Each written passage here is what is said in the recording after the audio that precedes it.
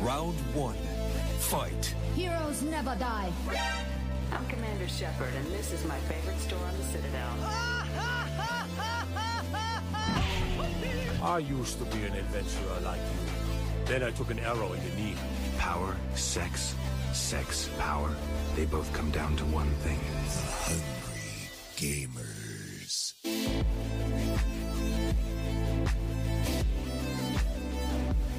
Hello, and welcome, boys and girls, to the 164th episode of the Hungry Gamers podcast. We are powered by 8bit.net and those legends at Audio-Technica. I'm your extremely humble, dying Brendan White. You can find me just about everywhere at Brendan 8bit, and right now at the bathroom most of the time, which is very disappointing. But joining me today, I've got the A-team back. We are the tripod, we are the trident, we are the tip of the spear. Miss Ali Hart, you can find her at Miss Ali Hart, and Salim Abraham, who can be found at Salim TD. How yous doing this Sunday morning? Or Saturday evening, I should say, for you over there on West Coast, Best Coast. Sound like I'm doing better than you, unfortunately, you poor soul. Yeah, Rach and I tried to do the right thing this week, and we went, let's try this Marley Spoon, these sort of prearranged meal kits that come where it's all fresh food with recipe cards, and let's try to be better.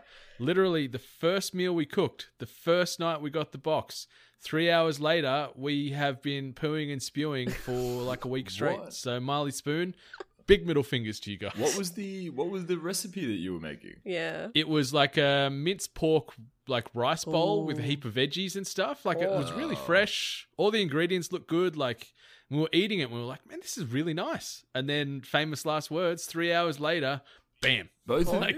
Pork's Yeah, dangerous both with of some Okay, people. so it was definitely the thing. Yeah, it was definitely this because it's knocked us out all week. It's been rough, really rough. And it's just really shaken me on these things. We were excited, we had all these meals planned, but we just threw it all in the trash. We're like, we're not worrying about this, it's all going, we cancel our orders. And I've had, I think, maybe 2 semi-solid meals all week. I've eaten next to nothing, and when I have, it's just gone straight out the other way. So Right. yeah, not the best week. I hope you're listening to our podcasts early in the morning, either just before or after breakfast. Exactly.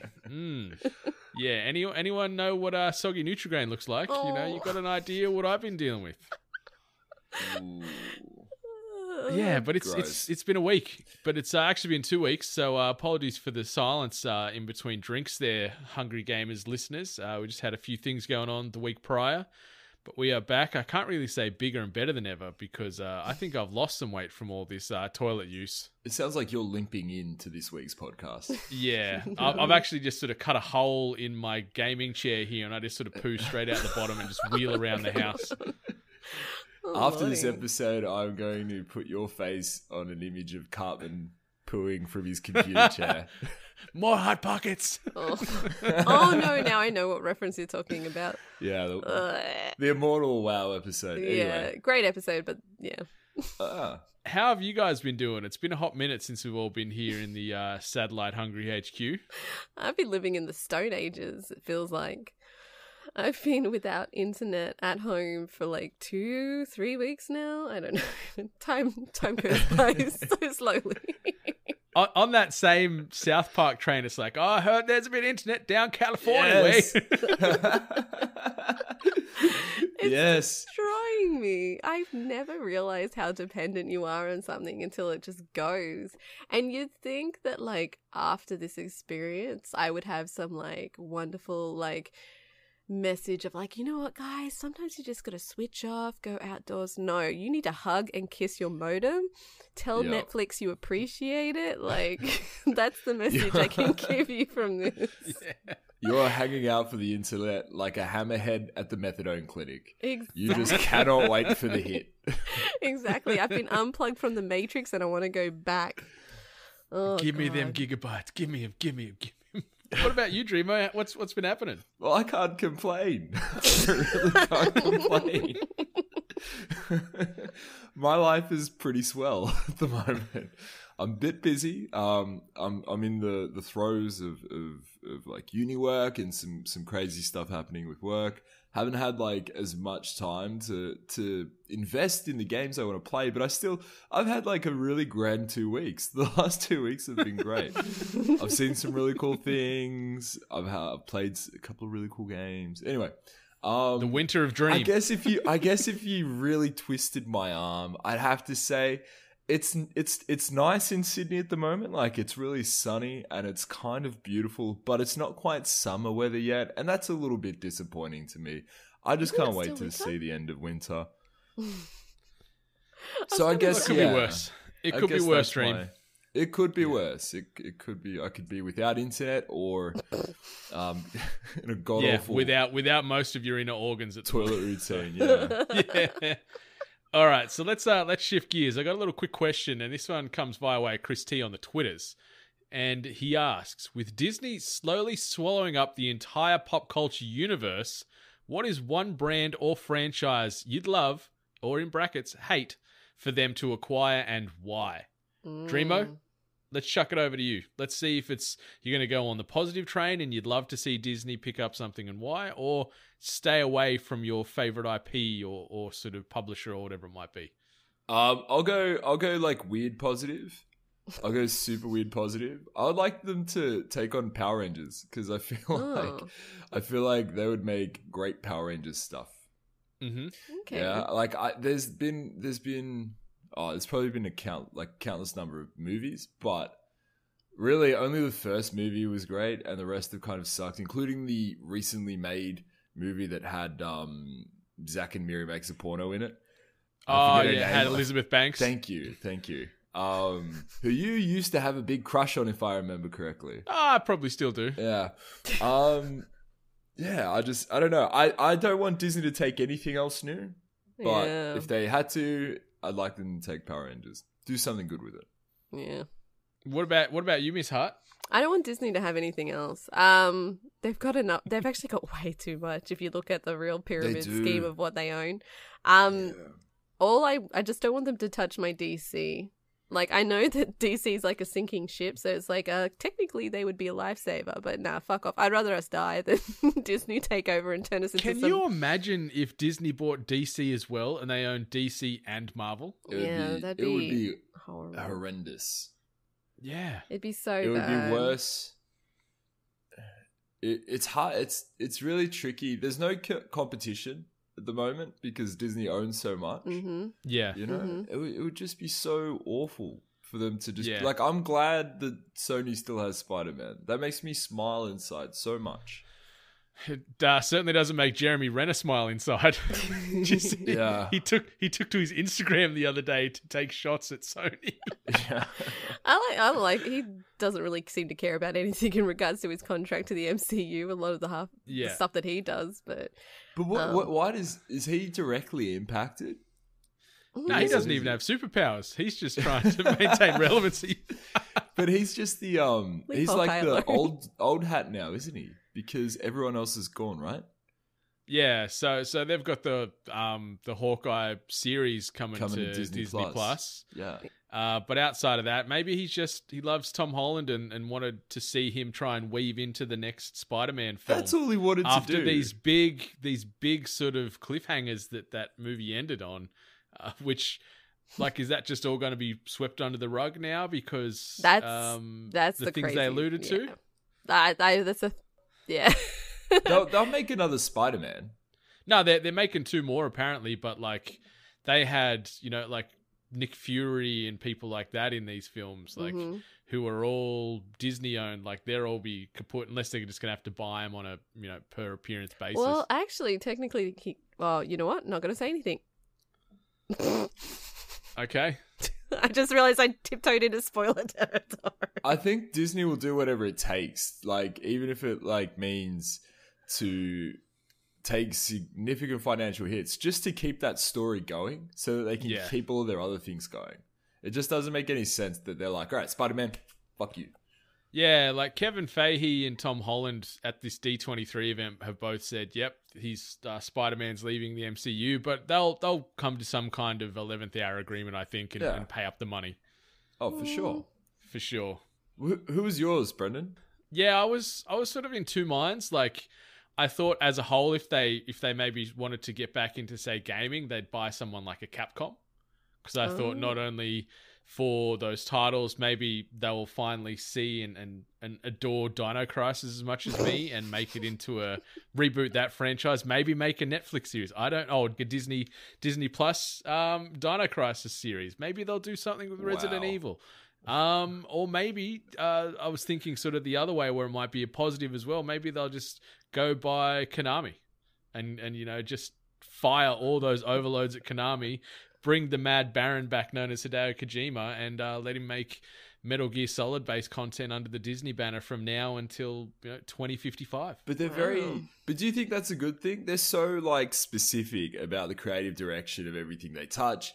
And they're very much this is why Joss Whedon left, because they just won't let you do what you want. They'll come in and give you note after note after note, and until it's unrecognizable. I think you don't want any of your things to go across to Disney. I just want some more Dino Crisis. I don't mind if they start bringing in MCU characters into Dino Crisis. I've got no issues. Let's have a crossover where we'll go like the zombie storylines that we've seen in the comics, and then they're bled into Resident Evil. I don't care. Just make more of the games I love. Yeah, bastardize some of them, but 1 out of every 5 will be all right. They will be the least violent Resident Evil things you've ever seen / played. Well, I was thinking, there will be no violence in any of it. But remember, they've got Blade now. And so they're gonna have to start going into really violent territory. So maybe that's not gonna. No, you don't think so? I don't think so. I think they'll do it the same way they did the versus Thanos' army in Endgame and Infinity War, where it's just so cartoony and you see no real blood at all, even though they're savaging this army. I think they'll do it like that, where it's not real violence.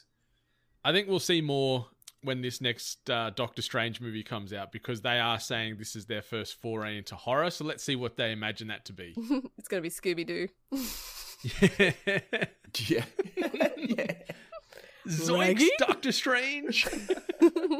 Ruh-roh. Oh my goodness. Yeah. But mate, bring back some ghosts and goblins. Disney could have some fun with that, especially now on the hotness of Medieval, which...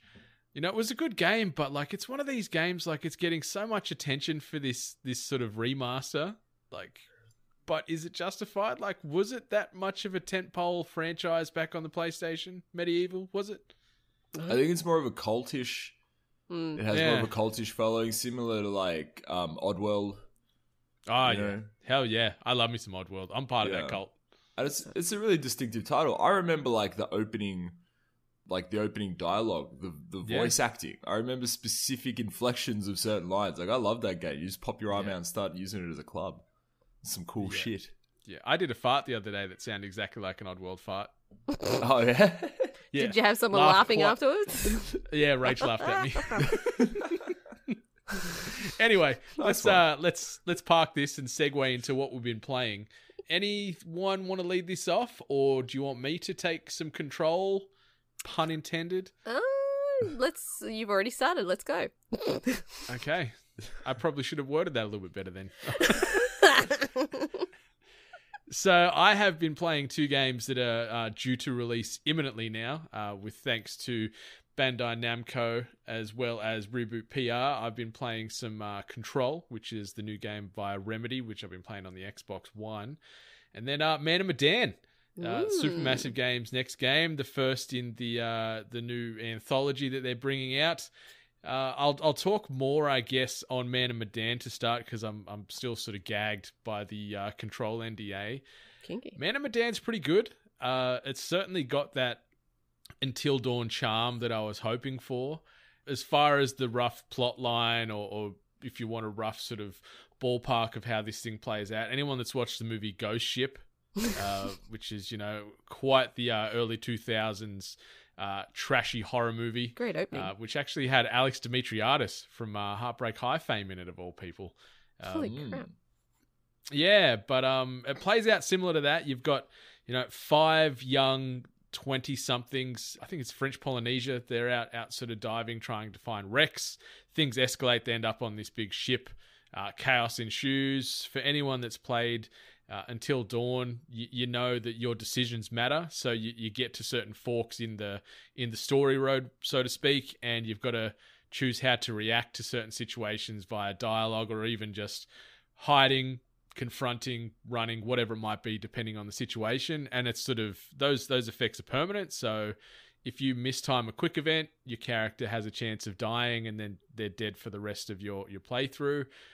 So it can be very tense. Like, the cool thing what Supermassive have done with this is they've enabled several multiplayer options. So you can play local couch co-op with up to like yourself and 4 other people. So you can just pass the control around when it gets to your desired character, or you can play online with a friend, so you can jump between characters. So Rach and I played together. Full spoilers, all of my characters died.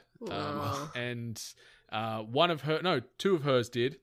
But this is also due to because they haven't patched a few of the bugs at this stage in this sort of early demo review I'm playing. So there was weird sort of glitches. There's some lag here and there where you are getting to these quick time events where you have to be very, very eager to hit that button at the right time. And then it glitched. So I'd hit it and it wouldn't register. So one of my characters died even though I actually did the right thing. So that was a bit of a pain in the ass. Really? And I know that'll be patched in probably on day 1. Yeah. But as far as trying to review this thing fully at the moment, it's certainly a 90 to 95% completed game because of these fucking bugs and random glitches and lags. So that was a bit painful. You could just see as well, like some of the voice work just sort of gets out of alignment with the character model's mouth movement with sort of certain lag in certain bits. Not the whole way through, but there was a few noticeable times there where you could see they were a few seconds out. But overall, it looks good. That sort of eerie, decrepit ghost ship thing is very sort of skin crawly. There's some good, genuine jump scares in there. They've got some good character actors in as well, like which they've done in the other franchise. And I'm excited for more, but I'm certainly going to play through it again on day 1 when they get this patch because I think it'll give you a more complete experience. But yeah, I'm certainly happy with what they've come out with. Definitely compared to the Inpatient, which was quite the letdown. But was it scary? Man of Medan, it was fun. It was scary. It was scary. There was some genuine jumps, genuine screams from myself, probably more than Rach, because I'm pretty wussy. But yeah, it's good. I really enjoyed it. It was about a 4-hour playthrough for us together, so it's a good sort of singular session. But you could obviously that would expand out to if you've got more people playing with you, or it'd reduce if it's just yourself doing a solo session. So when you people weren't 4 always hours dying. Yeah. And you've got your collectibles and things like that, which give you premonitions to what might be coming up. So you've got an idea of how things might play out. So many little clues and sort of bits of sort of time capsule that you find throughout the game that gives you hints of the backstory of what's happened or characters you meet. So it fleshes out the world pretty well. That was one thing that I liked from Until Dawn was when every time you found a new like prediction or like the totem, it also gave you like that tiny little clip. And then if you collected them all, then you got the whole story. I just loved that bit. It's kind of like find a film so they're using that formula again. In this one, it's sort of like paintings on the wall you'll find, like little sort of sea battles and various sort of nautical-based paintings you find. So they act the same as the totem. The only thing, like, and anyone that's played Until Dawn know that the controls aren't the smoothest. Like, it sort of feels like you're steering a boat at times. Like, there's sort of turning arcs and things like that and not tight. Yeah. So walking through some of the rooms and when it is shifting camera angles, say you're going to the right and then the camera angle changes, now you're suddenly facing downwards. If you're still holding right, you're going to go the different direction you were just walking. So you are sort of readjusting on the joysticks, but it's minor, but it is noticeable at times. But overall, it's good fun. Good scary fun. Oh, that's good. Better or worse than Until Dawn? Worse. But no, it doesn't sound like awfully bad. It sounds like it's good, but just Until Dawn is still good. Yeah, it's at the moment it's sort of around like if we're just going to score Give it it a out of number. 10. It's a 10. It's a 7-ish at What's the Until moment. Dawn? I'd say that's about a 9 for me. Yeah, I loved Until Dawn. that was your Loved game it. of the year. I remember Yeah. that. Yeah. So Awesome. And you can't say much about Control? can't say too much about Control. Really enjoying it though. Like it's just such it's very different obviously to what I was playing with Man of Medan, but Remedy Games, who is the studio behind, titles like Alan Wake, have come out with Control. You play this lady called Jessie Faden, who is part of the FBC, which is like a government division that investigates paranormal activity. And then you're sort of trying to work out this sort of corrupting evil force, which is known as the Hiss, which sort of manifests into various strange life forms and shapes and can possess people. And it's just out to kill you, really. I've got to be pretty sort of particular with what I say, but I'm really enjoying the story. The graphics are great. I really like the abilities that you unlock.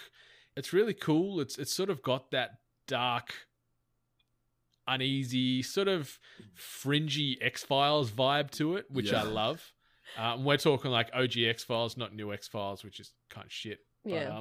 But, I'm keen. Like the NDA drops in a couple of days, so for next episode, I think we'll talk about it in a lot more detail. But I've been really digging this whole science gone wrong trope. It's becoming more and more, I think, in today's games for sure. But they've done it really well, Remedy, as far as what they've brought out here with Control. But yeah, I'm digging it. I loved Alan Wake back in the day, and it's got some similar notes to it in Control. So they're two games that are well worth a look, I think, at launch, depending on what you've got in your current back catalogue that you want to work through. But I think Control and Man of Medan are certainly two games that you would not be disappointed into dropping some cash on this week and smashing it through. Some dollary dues. Did you ever play Quantum Break? Bits and pieces. I haven't finished it yet. Yeah. That was, the last sort of Remedy foray. Very, very ambitious because they weaved episodes of a TV series in between the missions. I remember that. And I think Gary Oldman might have been the an antagonist in that, if I remember right, of all people. Yeah, it had the young guy from Animorphs in it, didn't it? Yes. And he's one of the characters. Yeah, in X-Men. And he's in X-Men. Iceman from X-Men. Yeah. But he's and also he's the main in guy Man of from Medan. Animorphs. And he's in Man of I Medan. love that you went to Animorphs. I completely forgot that. I can't remember his name, but he's a twin. He's actually a twin in real life. Ouch. Bobby Drake. Bobby Drake? Yeah, that's his name. Oh, I thought you just pulled that out of your ass. What? That's his name. That's Iceman's name, isn't it? I might be. It's Come on. Bobby Did I something. just out think you might MC you have. both of you? I think With you some did. shit? Oh shit. Nice going. Oh shit. Nice All right. going. I'm gonna wrap up now. I'm pretty happy. Yeah. But Man of Medan, Control. I can't talk highly enough of both of these titles from my playthrough. Like as I said, I've finished Man of Medan. I feel I'm probably halfway to 2/3 of the way through Control at the moment. But yeah, I'll have that finished for next episode and deep dive in that in more detail. But yeah, keep them on your radar. And if you've got a little bit extra pocket money this week and looking for some new games, get on both of these. Ooh. Cool. I'll jump in and go next, Ali. Go for Unless it. you, yeah. So I haven't had a huge gaming fortnight, as I probably alluded to at the start of the show. You've been playing Fortnite? I did not play. Boo. I did not play Sorry. my fortnight's worth of Fortnite. No. Do people still? Is that still a huge game? I think so. I don't want to make that sound naiver than it probably sounds, but is this? I think it is. Are we going to see tons of it at PAX again? Oh, yeah. Fuck. Yeah. We will see Fortnite. probably more than last year of it. I hate Fortnite so much. I hate it so much right now. Anyway, it's not what I came to talk about. I've been playing a lot of like usual suspect games for me, like Tekken 7, and I picked up Final Fantasy Tactics again, which is something I spoke about a couple of months ago. I never quite finished it, but I heard a fantastic review by the guys at Retronauts. Not like review, but like full breakdown of the game. And it just made me really want to finish it again because it is a fantastic game. So I've been playing that as my sort of snap game / going to and from on the train. I watched The Boys from start to finish yesterday. Yes. Have we talked about this at all? I've never talked about it on the show. I'm not sure if you have, Brendan. We did. We spoke. We talked about it. Yeah, with NATO. We talked about it with NATO a few weeks back, but it's so good, man. I'm excited to get your hot takes right now. Oh, it's so cool. I have so many good things to say about it. I like that there's a lot of commentary in there. In fact, the thing I found super interesting was the commentary around consent and consensual sex, with Deep, who is my favorite character. He's my favorite character. He's got a couple of the best scenes in the entire series. When he's breaking out that dolphin, that's like all I'm going to say. But my goodness. He is just like, he starts off as such a piece of shit and then just gets so shat on by life within this in this show that by the end of it you just feel sorry for him. Yeah. No, I really loved it. I thought it was fantastic. It's super violent.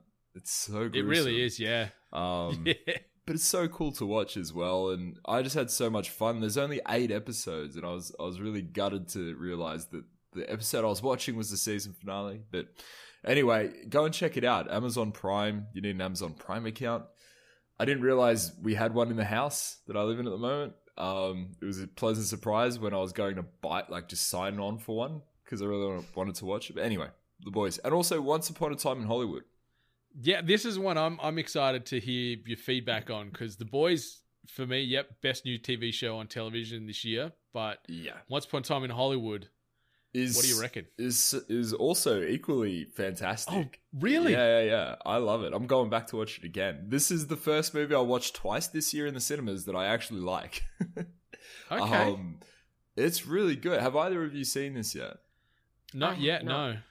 You have not, Ali. It's really good. It's 2 hours and 40 minutes thereabouts, right? So it's a bit of or 2.5 hours maybe, but it's a longer film. But it is, it's really good. It's hard to talk about specifics, but Leo and Brad Pitt play these two fictional characters set in Hollywood at a very specific moment in time. I don't know if this is not a spoiler. To do with the murder of Sharon Tate and her friends by the Manson family. So now you've actually piqued my interest. Yeah, this is a very specific point in time, and it follows all of the characters involved in that incident, and then Brad Pitt and Leo DiCaprio, who are these fictional characters who are weaved into the story.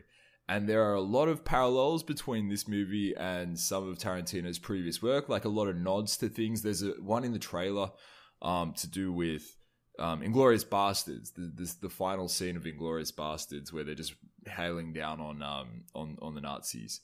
Mm-hmm. Like just small nods to that, where you're like, fuck, Tarantino's cool.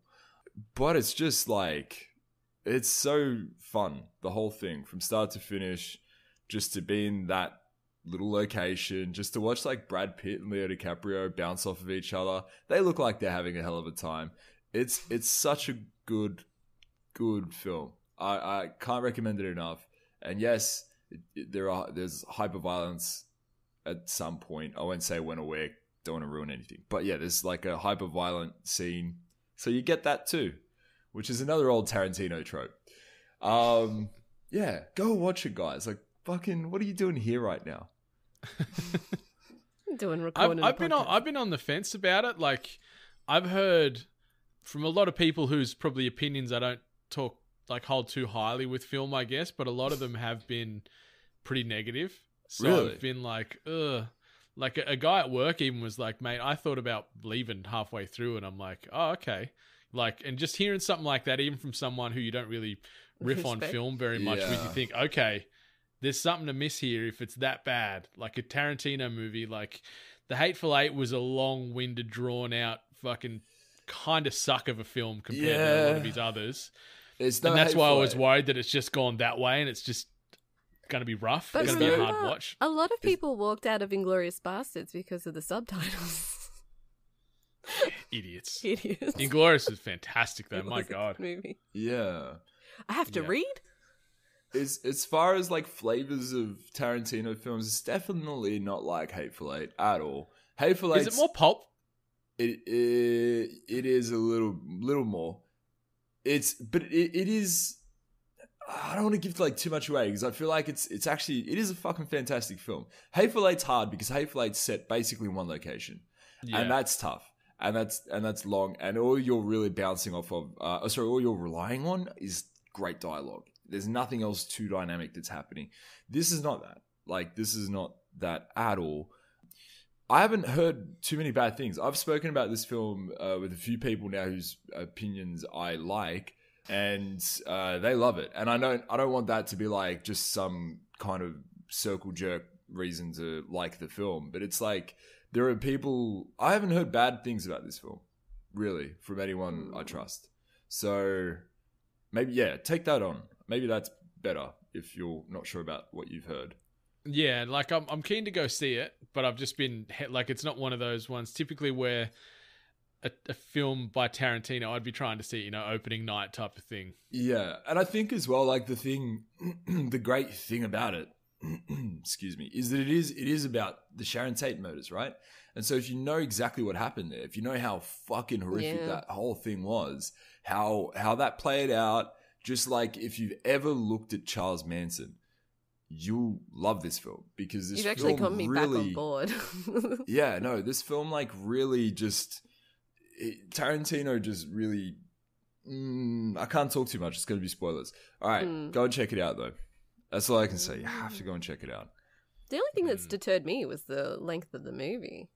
That's a lot of time to dedicate for a room full of strangers. So it can feel a little bit slow, but just in the middle a little bit. If you're not cool with longer films, I can definitely see that feeling like the pacing's just a little drawn out. But for me, it wasn't a problem. I was totally on board. I thought it was fine. It sits in a lot of scenes like longer than you probably think it should. But I feel like that's just Tarantino. Like it's so distinct in his style. He likes to let things marinate, doesn't he? he does. Yeah. Yeah. Yeah. No, I'm going to go check it out. I want to check it out this week sometime, I think. I intended to see it today, but the way my stomach is feeling right now, I'm like, I don't know if I can dedicate 2 hours and 40 minutes into one chair, not knowing exactly if the bathroom will be free at the time I run there. So I'll wait lunch break until I'm feeling good. Yeah. Fair. What about you, Miss Hart? I know you've been off the internet, so it's been tough for you to dabble too much in the latest gaming titles out there. It's been a struggle, but speaking of dedicating your time to something, I finally picked up Breath of the Wild again. So the first time I played I thought you were going to say, speaking of a struggle, I've picked up Breath of the Wild and be like, talking my language. Well, like, I did play it way back when, and for something must have just been really bad at the beginning, and there must have been another game to play at that time. So I got really impatient and just put it down and never touched it again. Now, because I don't have that option to play Destiny, I don't have an option to play a lot of games online, it's literally just what I have, I decided to play it. And I am hooked. Now I get it. Really? Yes, I understand it now. I get why people love this game. The whole open world element of it has been awesome for me. I freaking love it. I know a lot of people didn't like it because they craved the structure, but for me, it has just been awesome. I only just spoke to the lady about the message that Zelda gave me. Oh, wow. What? Yeah. Because, like that's is that like a 5 minutes in thing? I think it's something you should have done at the very start. Yeah, not quite 5, but it's definitely something you'd tackle within the first, I'd say, 45 to 60 minutes. Well, yeah, she's like, well, the thing was, everyone said is that you don't have to stick to the mission. You can do whatever you want. And then I got to her because I was kind of directing me. And then she's like, oh, I don't know if you're brave enough for this message. Do you think you're brave enough? So I went, well, no, I haven't, and I never went back. I went and adventured up north. I went and found one of the beasts, the one that's in Zora's domain. I defeated it until I got to the boss, and I don't think I can defeat that boss on 4 hearts. No, probably not. No. Probably not. You'd need at the very least, maybe double, maybe triple that. So I tried. I got him down to about half. But I'm like, okay, clearly I need more hearts, and I'm running out of arrows. So I backed out, and then I'm like, someone mentioned something about the tech lab, like, or where the ancient little gadget things that you had. So I'm like, okay, I'll go find that person. And I went all this way, and then they're like, oh, you can't speak to this person until you speak to this other person in another town. So then I ventured all the way to that person, and then they go, oh, you can't speak to me until you speak to that lady from the start. I'm like, these lies, everyone bullshitted me to say that I don't have to follow the mission. So, but I had done so much within that time. I can't even tell you how many hours I've actually been playing this game, but I've got 2 different horses. I light everything on fire. I've already explored the east side of the map, and I was going to actually head to the west so I can go to Death Mountain. But yeah, that's when I kind of got stuck where I wanted to learn the camera. I think you can get a camera and take photos of all the animals. Oh and yeah, features. you get your little tablet out and start snapping. Oh yeah, well I couldn't do it. It wouldn't let me because I decided to not go follow the mission. So probably for crimes against nature that you were committing. What, all the fires? Yeah, you're really starting brush fires, killing all the little native flora and fauna. It's the mini Amazon rainforest in your version of the Zelda game at the moment. Yeah. Oh, but I love cooking. Cooking is great in that game. Just the stupid dim-witted face Link pulls when he's cooking is just great. And the fact that when you throw animals like frogs and lizards in there, it's them full. So they've got a face and you're literally burning them alive. It's great. Yeah. I see why people like this game. I'm probably not mentioning the good things. You're a menace. I light fires and I kill animals. Next. But no, I get it now. I totally understand why this was people's game of the year of the time, and I'm enjoying the open world element. It's a really beautiful game. I love that I can just climb this mountain up to the very, very, very, very fucking top of it, and then just jump, and then realize my stamina's not that good, so then I go crashing down, and I drown a lot too. Damn, it's dark. You got a dark playthrough going on. Yeah, some shit happens.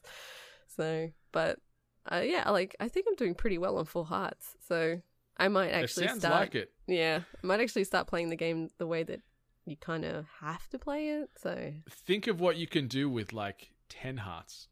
Yeah, yeah, I could probably actually defeat that damn boss. Think of how high a mountain you can climb with extra stamina. On your climbing. I got up to the highest bloody mountain with this low stamina. It's great. You just got to glitch it when you're running up the hill. If you can just find one little slant that you can rest on, it's great. It's so good. Yeah. So yeah, I'm going to probably keep playing this. Or I downloaded Doom as well, but I totally didn't get around to playing it because Breath of the Wild. You'll get there. It eats your soul. Yeah, see how it feels on the Switch. Oh, yeah, Doom. Yeah, I've got no idea. So I'll be playing that one this week, and I'll probably report back next week. Nice. Stay tuned. Nice. All right. So a quick bit of housekeeping. Obviously, head on over to patreon.com/we're8bit if you wanted to support us monetarily. If you cannot, feel free to rate, review, subscribe us on the podcasting and hosting platforms of your choosing, but ideally on the Apple or the iTunes, as well as Spotify, because we try to track those metrics more than the others. And while you're rating and reviewing The Hungry Gamers, be sure to rate, review, subscribe all the podcasts in the hashtag 8bit collective, because it means an absolute awful lot to all of us. Helps keep those emotion lights on in our hearts. And when you're done doing that, audio-technica.com.au. Grab yourself the best in audio-based equipment, whether you're wanting to increase your general listener quality, you want to maybe dabble in podcasting yourself. They've got microphones, they've got headsets, they've got headphones. We're talking in-ear, over-ear, and even if you want to get out some old vinyl, they've got some pretty sweet turntables as well. So audiotechnica.com.au or audiotechnica.com for our international listeners. But let's shift into some news. This week's news headlines. Okay, got a couple of quick hits coming at you. The first one, Pokemon Masters officially launches on iOS and Android on August 29th. Tickle in the pickle? Ali, Dream, you in? You going to get it? You don't care? What's happening? I'm still playing Pokemon Go, so I'm fine. So no? I'm fine with my game, yeah. But it's real-time 3v3 battles. Yeah. I just like collecting them all. Yeah, there's no. I don't think this has the same like collection mechanic in it. It's that you have to like unlock people who have access to like specific Pokemon. I don't know how I feel about this. I'll give it a like cursory look, and if it's cool, then cool. Yeah.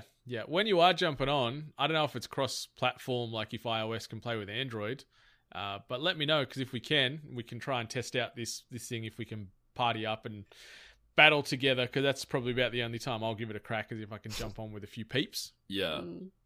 Are you on iOS or Android? I'm on the Android. Yeah, all right, well. Yeah, but we'll see. Probably no. God damn it. Anyone on the Google Pixel, or I guess I say on the Android platform, come play. I know Benny does, but I think he hates Pokemon, so it might just be me by myself being a loser. All right. Well, one of us will get NATO, that's for sure. That's true. Yeah. That's true. Yeah, he's just refreshing the App Store right now, just on the daily, or on the hourly, I should say. Just telecast. Sometimes it comes out early. Like, yes, NATO. Yes. Yes, NATO. The next bit of news: Sony Pictures' film adaptation of Uncharted is looking for yet another director after Dan Trachtenberg, the fifth director to take up this role, exited the film this week. My God, 5 directors. 5 directors. Maybe this is all to support the MCU. Maybe that's what we're not missing here. You know, they're up in arms and against Sony for pulling Spider-Man back. Funnily enough, Tom Holland is still cast to play Nathan Drake in this film. But what? Yeah, 5 directors Why did down. I miss that? Did I honestly miss that? Maybe. You I'm guessing must so. Yeah, this is a while ago this got announced. Yeah. That Tom Holland was playing Nathan Drake. So it's going to be like obviously a coming of age, young Indiana Jones type of story, and then maybe they'll have more an adult Nathan Drake cast. Maybe Nathan Fillion finally, please do it. Makes but sense. Anyway, 5 directors down. Oh Yeah. My God. That's never a good sign. Yeah, just as long as Michael Bay doesn't sign on or some bullshit, I'll be happy. But yeah, it's crazy. It's going to be in this sort of purgatory for a while, like a few of these types of films end up in. A lot of these game adaptations just get stuck in this eternal cycle of recasting and director and writer changes and everything, don't they? So it's like really difficult to understand how you can fuck up making a movie based on a game, because it's not like the story isn't there, and it's never like a case. The games that they choose already have a compelling story, so it's like, where are you fucking up? Where's the mistake happening?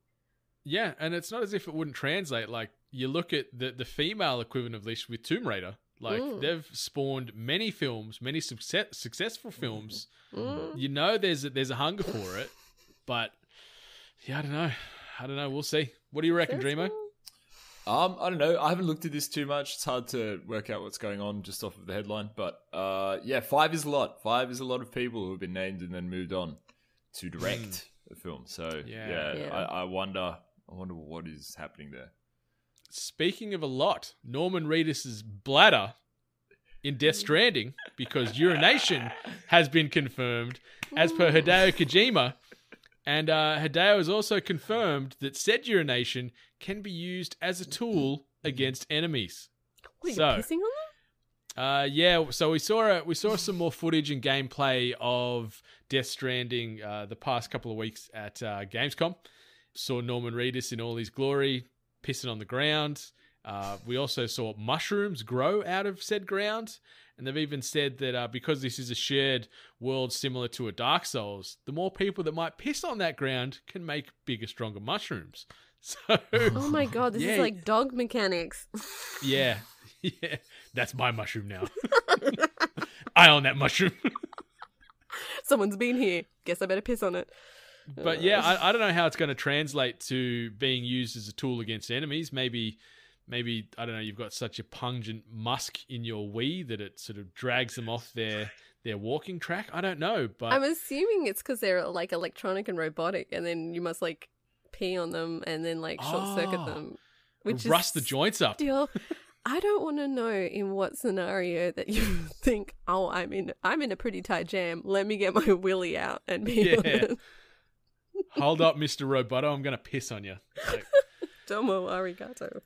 yeah, it's did you guys watch any of this sort of gameplay footage? Like, there was 40 odd minutes that's sort of doing the rounds at the moment, and I'm still confused. Like, your little breech baby that you carry around, you actually have to rock the baby because it cries and things, and there's all this stuff going on. Like, I'm still at such a loss as to what this game is outside of delivering packages with a baby strapped to your guts. Yeah, no, I gave it a hard miss. I don't have the time to really sit down and figure this out. After all the gameplay we've seen so far, I feel like I've seen enough, and Yeah. I'm sold. I'm happy. I'm good to grab it. I don't need to get any more hints. I'd rather just sit and wait because I don't know. I just feel like there's already been so much. It's crazy, right? If you think about how much it has actually been released in terms of gameplay footage, in terms of like just interviews with Kojima, there's been a lot said and nothing understood, I feel like. Yeah. I find myself getting more confused with each reveal. Yeah. But I guess that's part of his unique charm and vision, the old Hideo. So we don't have to wait too much longer. Like second week of November, this game drops. So we'll see what it's like to piss as Norman Reedus in very short order. Something else to do with pissing. Well, not really. It's just I couldn't give a piss about this. But PUBG getting console cross-platform functionality. So what they're saying is in October, Sony PlayStation 4 users, Microsoft Xbox One users, they'll be able to jump into a lobby and play PUBG together. So probably a little too late. Like, I don't know anybody in our immediate game circle that is still actively playing PUBG. I know a few people that play like PUBG Mobile. Yeah. But I don't know anyone playing pub anymore. Do you guys? I think I only know maybe 2 people that are playing it still, but I think it's pretty important that they implement it now, especially since there are other people that are dedicated to the game, but there's obviously just not enough people playing it as much anymore. So, doing that might help fill, games a bit more, hopefully. I don't know if they've had the issue, but yeah, I just think it would probably just make things easier for, the person that only has an Xbox, only has a PlayStation, or only has a PC. They can start filling lobbies a bit more. Like, it's cool to see. The PlayStation boys and girls can be playing with the Xbox boys and girls. Like, I like that there is this cross-plat coming in, but yeah, I'm with you, Miss Hart. I think maybe it is just the concurrent player numbers are that low. They're like, shit, we need to try and combine our forces here to bring it in, kids. Breathe a bit more life into this game. Yeah. That's the only thing I can think about. But like I said, I haven't really heard anyone complaining about lobby issues, but... Gotta do. I guess they've got to try and play the game to complain about it. Maybe that's it. Maybe that's why there's no complaints. PUBG. Yes, you poor son of a bitch. Yes. The next little bit of news: PlayStation has bought Spider-Man developer Insomniac Games. So obviously, famed for its work with the Ratchet and Clank and Resistance franchises with Sony, but also doing a little bit of work with Xbox via Sunset Overdrive. But more recently, the Spider-Man PlayStation 4 exclusive, which has shifted over 13 million copies, was very critically acclaimed. I know we all loved our time playing that game. They are going to be now part of the Sony Interactive Worldwide Studios alongside first-party studios such as Naughty Dog. What do you guys think of this? Good get for Sony? Oh, yeah. Oh, definitely. It makes you wonder after the recent events, did they know something? Yeah. Just kind of yeah, like, this is just Sony spider flexing all over the place, isn't it? It's like, Disney, you ain't getting it. Xbox, you ain't getting it. This is all ours. Yeah, I would be interested to see, if there's a new title that they want to implement, or if they just wanted to, get a hold of a good thing and not lose it. Well, no doubt we will get the inevitable Spider-Man 2 game on the PlayStation. I'm assuming it's going to be PlayStation 5 with the next release cycle, and we'll see a bit of Venom, maybe. Spoiler-ish, I guess, for anyone that hasn't finished the Spider-Man game. But yeah, it's a huge get for Sony. Like, Insomniac make quality games. Like, I know you and me, Ali, like you're a big Sunset Overdrive fan. I loved that fucking game. I really, really hope Yeah. that they make another one, but I don't know. A lot of people said that one wasn't received too well. Yeah. I loved it. I absolutely loved it, but girl can Yeah, dream. and I'm not sure if Insomniac owned that IP or if it's a Microsoft-owned thing. So, we may never see that, True. see the light of day. But maybe if they've managed to take those rights to that, it might become something across like a multi-platform release. But It's on Steam now, isn't it? Yeah, I know is it dropped on Steam? PC, I know it's on but the I can't remember Microsoft if it was store. via Yeah, Steam or I think it was Steam. So who knows? Dunno. Who knows? But I do know that we'll see another Spider-Man Spider-Man game in the near future. That's for sure. I want another Definitely a Spider-Man Spider-Man into the universe film. Into the Into Spider-Verse. Sorry, into the Spider-Verse. not Yes. universe. Yeah. I want that shit. That's the one thing that makes me so happy that Sony still have Spider-Man rights. Yeah. I could give a shit about Venom. Yeah. I love me some Venom, but Oh, you I'm mean hoping, that movie? Yeah. The first Yeah. one was tough. I'm hoping this second one is going to be. I don't think it's going to be better in any way, shape, or form. Like you see, Yeah. Andy Serkis is directing this now. Yeah.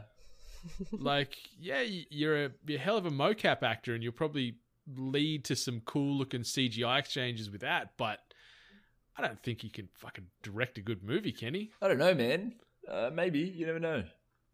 He was Who knows? Gollum. He was He Gollum. survived hundreds of years without He that did. ring. Living Yeah. off fish and poo and He learned a whatever lot. else. Yeah. Just remember the guy that did a really good, mockumentary about vampires did one of the best like Thor movies ever. So anything's That's possible. true. Mm-hmm. Yeah. Taika, he's the man. He's the man. He is the man. And the last bit of news I wanted to bring up, the entire DLC roster for Mortal Kombat 11's Combat Pack 1 has now officially been announced. Obviously, Shang Tsung is available now. Nightwolf has now been made available. October 6th sees the Terminator T-800. And it's actually using Arnold Schwarzenegger's likeness, not his voice. They've actually got a voice actor to do Arnold Schwarzenegger's voice lines as himself in this game. But that'll be out on October 8th. Miss Ali Hart's favourite Sindel rolls into town on November 26th. She looks terrible. The Joker on January 28th. And then Spawn and his big-ass red cape making their way to the game on March the 17th. So that's Combat Pack 1. 6 fighters, 2 available now. What do you guys reckon? Do you like the look of these characters? Would you play them? What are your thoughts? No. Yeah. As someone who doesn't own Mortal Kombat 11, I don't think I'll be playing any of these characters. Yeah, no, I think this is much of a muchness, really, for Mortal Kombat. They always just have these weird cameos from fucking random places in the film world. Like there was the Alien in the last one, wasn't there? Yeah. Yeah, Alien, there was Predator. We've seen Freddy Krueger. Freddy, We've seen so Jason. many. This is the second Wait, game Jason? Spawn's been a The fighting Leatherface. character in after Soul Yeah, Calibur he was in 4. Soul Calibur because he was an exclusive to Or a certain 3. platform, wasn't he? The way they used to do it is, you would have platform exclusives. They probably still do it that way. I don't know. But I forget which one he was in. I think it was 3 or 4. Anyway. Yeah. I don't know. It doesn't I'll say move the that needle for Joker me too looks much. kind of dumb. Sorry? Yeah. Yeah. The Joker character model they've gone with is pretty dumb, and it's been met with a lot of criticism online. Yeah. People are very defensive of their Joker, aren't they? Mm-hmm. That's fucking weird. Yeah, I like the Sindel. Like she's in her Revenant skin. Like I like her look. I know you're probably not so much a fan, No. Miss Hart. No. It's just, to me, it's just too much. But I think I'm just always going to be attached to like her original look. And I know that it can't be exactly replicated, but let's get somewhere near there. I don't know. Remember how she looked in the Mortal Kombat 2 film? Yes. Yeah. She looked like a stripper. Yeah, she did. Yeah, Giddy she up. did. Let's see if she makes a comeback in the movie. There's been more casting news on that this week, which is pretty cool. Yeah. But yeah, like it's pretty big get. I think getting Arnie to use his likeness in this. I think that's a pretty huge pull. And on the other side of it, we've got Linda Hamilton, who's playing Sarah Connor in that film, using her likeness in Gears 5, which is bizarre in itself as well, but that's the world we live in. Do you reckon they're making an agreement with that, like, you know, how they're making a new Terminator film? Do you reckon they're just, you know, trying to get these characters in games now to make people watch the movie, or? Oh yeah, and like it'll be like home splash page on the you know, the Xbox dashboard. It'll be all through the marketing campaign for this Kombat pack and for Gears and everything else. Like it's smart. Like they don't fit into these worlds in any way, shape, or form, but it's very smart what they're doing. Yeah, I like, in regards back to like Mortal Kombat, I've just never felt good about these weird characters being in this Mortal Kombat universe. I know it's like a novelty thing, but it just always like throws me off, and I don't even know if it's needed. Is it? Like playing as these weird, obscure characters in this universe? Yeah, it's certainly not essential, that's for sure. Like, Spawn, you could make a bit of a case that, like, obviously he's, you know, a Hell-related-esque character, so you could weave in some shit where he's met bloody Shang Tsung or Shao Kahn's pulled him through to this tournament. But yeah, some of the others, it's like, what are you even doing here, Freddy Krueger? Ain't no one's sleeping, so you got no power around here, mate. Like, fuck off. Piss off. Yeah, I don't know. To me personally, I guess it's just a money grab, isn't it? It's another way to make revenue. Yeah. And maintain relevancy. Yeah, that too. You wait, there's going to be Mortal Kombat 11 limited edition Red Bull cans or something circulating around next. Oh no. I think Destiny did something like that. They did bloody Pop-Tarts, didn't they? And an energy drink. They did an energy drink, I know that. They did Red Bull. Yeah. And it was like, if you enter a code, you get specific in-game bonuses to help you, but it was exclusive to PlayStation or something, so it was a big... Yeah. Scumbags. Red Bull, drink of gamers. Yeah, so this has been episode 164 of the Hungry Gamers podcast. Is there anything you two legends want to say before we close this down for another week?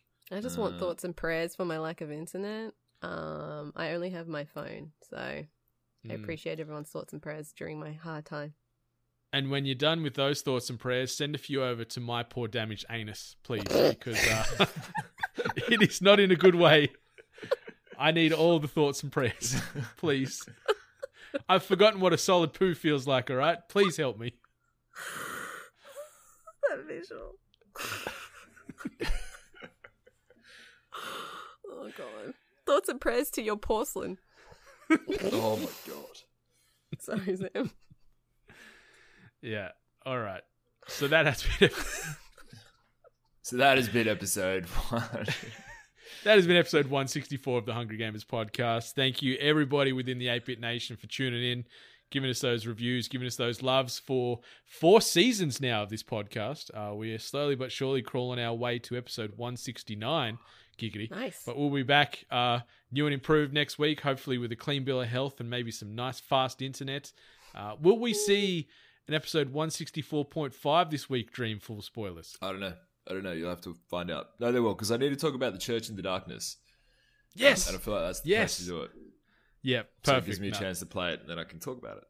Okay, sounds good. So keep your ears peeled and your podcast platforms open for 164.5, which will be dropping later this week as well. But thanks for stopping on by, and we'll see you next week, 8-Bit Nation. Much love. Stay hungry. You've been listening to The Hungry Gamers, one of many gaming and geek culture related podcasts from the 8-Bit Collective over on 8bit.net.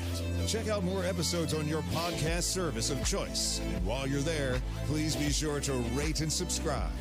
Until next time, boys and girls, stay hungry.